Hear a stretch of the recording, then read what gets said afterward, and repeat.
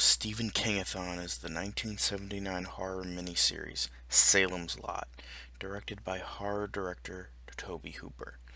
It's about horror author Ben Mears, David Soul, returning to his hometown Jerusalem's Lot, shortened to Salem's Lot, in order to gain inspiration on a book he's writing.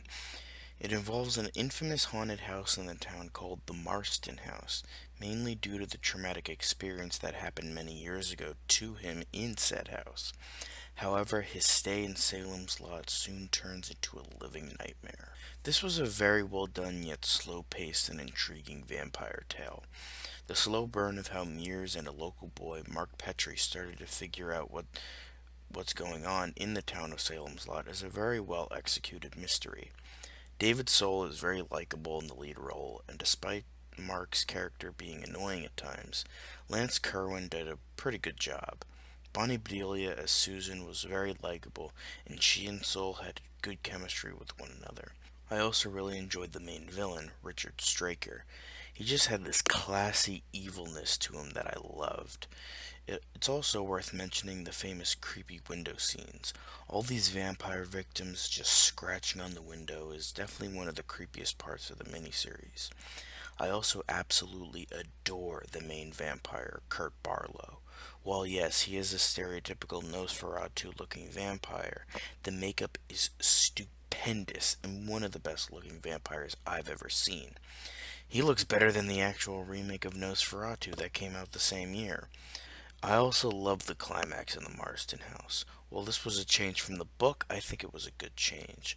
But that's mainly due to the terrific atmosphere and ambiance of the Marston house. Overall, it's a very spooky tale and showed that Toby Hooper could master different types of horror rather than just the gritty and realistic gorish tone of Texas Chainsaw Massacre. From what I've heard, this isn't the most faithful adaptation, but I found it took liberties in all the right places to streamline the story for the audience.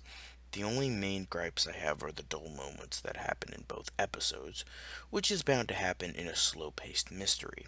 However, there are plenty of great spooky and creepy moments that happen throughout that make it extremely interesting, as well as the admittance of gore due to it being a television broadcast. While you think that's a bad thing, in this case it was actually done very well and helped accentuate the creepier, slow burn type moments.